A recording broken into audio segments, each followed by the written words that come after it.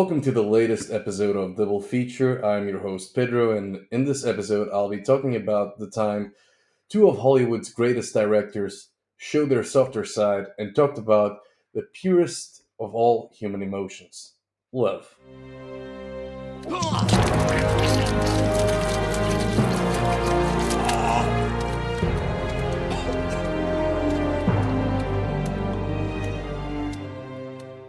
Different genres have tackled romantic relationships, but if there's one kind of movie that goes hand in hand with love, is musicals.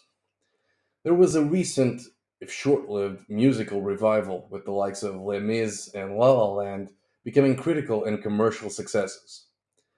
But for the largest part of the last 50 years, musical movies were something producers should avoid.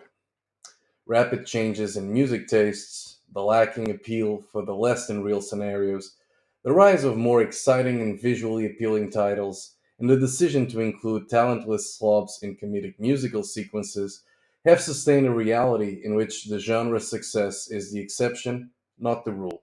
Some directors, however, thought they had what it took to reinvigorate the declining popularity of musical films. Following the critical and commercial success of the likes of Fiddler on the Roof and Cabaret in the early 1970s, some of New Hollywood's finest auteurs decided to pay tribute to Hollywood's former ace in the sleeve. But as Peter Bogdanovich and Sidney Lumet learned the hard way with At Long Last Love and The Wiz, respectfully, not even a big marquee name and cast could rescue the kind of movie that merely amounted to a bunch of production numbers smashed together. As I mentioned in the beginning of the episode, musicals have a large romantic component.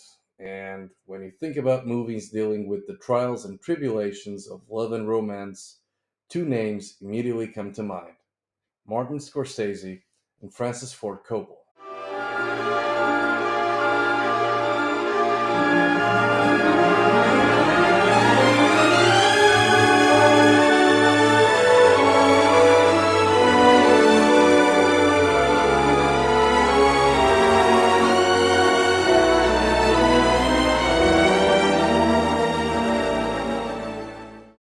Whilst it may be inconceivable that two of the biggest names usually associated with gangster movies be involved in the mushy musical extravaganzas of yesteryear, that did happen.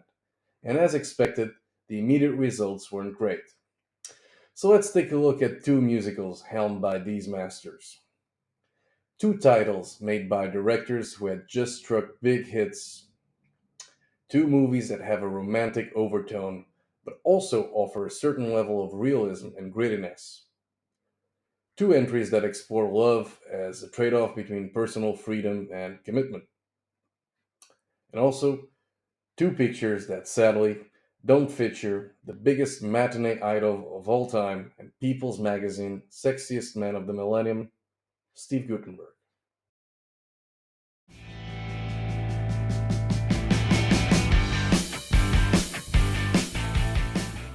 Start spreading the news. I'm leaving today. I wanna be a part of it. New York, New York. Director Martin Scorsese was always upfront about his love for music. He usually incorporates rock, soul, doo-wop, and other musical genres in his movie soundtracks. In 1976, the same year he directed Taxi Driver, he filmed the band's last concert, later turned into a documentary released in 1978 titled The Last Waltz.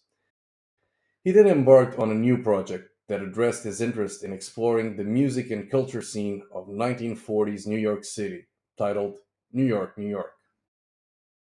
The movie follows Jimmy Doyle, played by Robert De Niro, a talented but temperamental saxophonist, and Francine Evans, played by Liza Minnelli, as a charismatic and ambitious singer.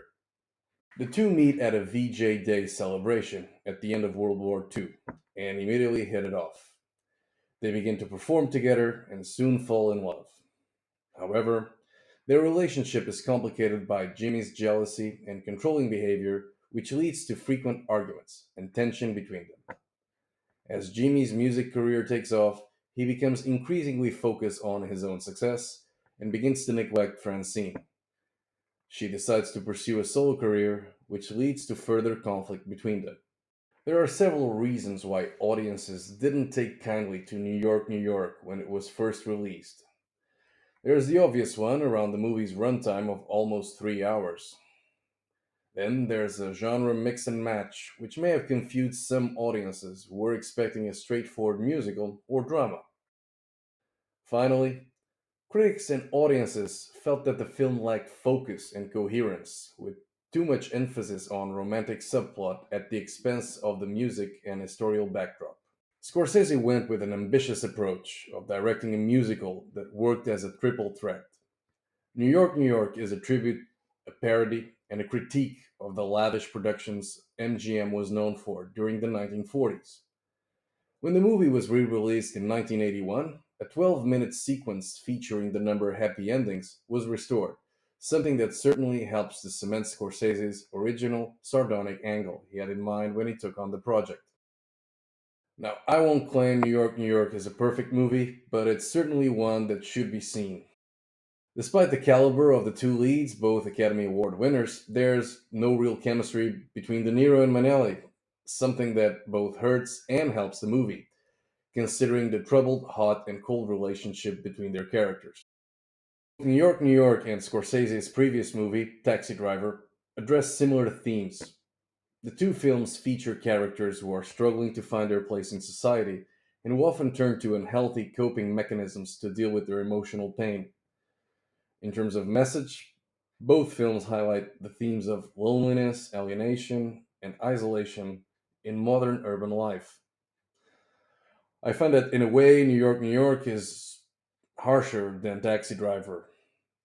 If Travis Bickle navigates the seedy and dangerous streets of the city that never sleeps, reacting to his environment, Jimmy Doyle has to face his personal struggles in a setting of positivism and happiness, in a city brimming with glee. I think that as an anti musical, New York, New York works. Should you choose to see the whole De Niro Manelli dynamic as something that fits a purposely bitten and grim plot, and the musical numbers as both well executed and caustic in nature, you'll experience one of Martin Scorsese's most underrated movies, and perhaps even stop seeing the director as a man who only knows how to direct violent pictures.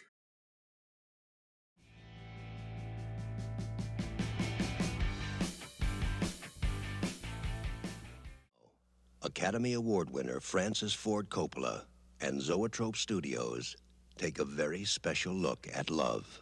One from the heart. It's been 5 years since my last dream came true. Yeah, what was that? The day I met Hank. I wish I had a dollar for each time I took a chance. I really love her. And on the seventh year, the master rested. Surely that was how Francis Ford Coppola felt after a grueling 3 year experience shooting Apocalypse Now, and the pressure he was under during his previous three movies. After winning the Palme d'Or in 1980 and his second Golden Globe for Best Director, the Italian American director was looking for a new, yet less taxing challenge.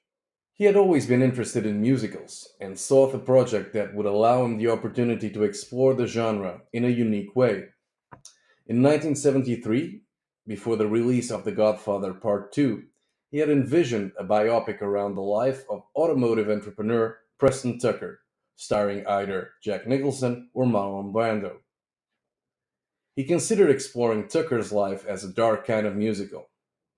He eventually directed the movie in 1988 with Jeff Bridges in the lead role, but the only relevant music cues were the producer's cries of despair when the movie bombed at the box office. In the early 1980s, he approached MGM with his idea for an experimental musical titled One from the Heart. The studio offered the legendary director a $2 million budget. In his response, Coppola channeled 1970s iconic character Mitchell by telling MGM executives the following. Piss off. Coppola then chose to break away from the Hollywood system and create a film outside of the traditional studio system. He funded the whole movie himself and shot it on his own soundstage in Las Vegas, which allowed him to have complete creative control over the project. One from the Heart ended up costing over $23 million, an astonishing price tag for a movie that was always intended to be a modest, small scale picture. In One from the Heart, we follow the lives of Hank, played by Frederick Forrest, and Franny, played by Terry Garr, a couple living in Las Vegas who have been together for 5 years and are now struggling in their relationship. On the 4th of July, Franny decides to break up with Hank after a heated argument. She goes out to clear her head and have some fun, while Hank decides to drown his sorrows in alcohol and ends up meeting and falling for a young woman named Layla, played by Natasha Kinski. Meanwhile, Franny meets a lounge pianist named Ray, played by Raul Julia, and sparks fly between them. As they spend time together exploring the city, they realize they have a strong connection and fall in love. One from the Heart was ultimately a box office bomb with a capital B, generating little over $600,000 at the box office and forcing Francis Ford Coppola to declare bankruptcy. Other than the impressive price tag, I think there are several reasons why the movie failed to find an audience. First, the marketing campaign for the film did not effectively communicate the unique selling points, and it failed to attract a significant audience.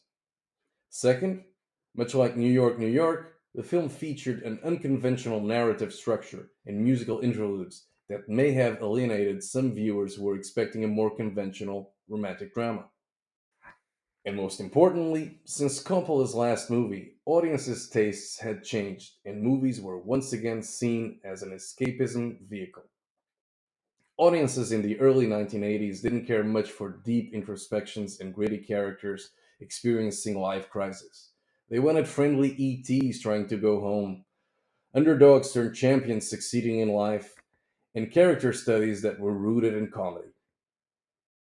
That said, I think this movie is simply brilliant. Its tight and cohesive narrative lets the audience experience a real emotional roller coaster ride in just 107 minutes. From a technical point, the movie is an achievement that combines lavish set designs and stunning cinematography, ultimately delivering a visual feast. The Oscar nominated soundtrack featuring original songs by Tom Waits and Crystal Gale is another of the movie's strengths, as well as a solid performance by the whole cast.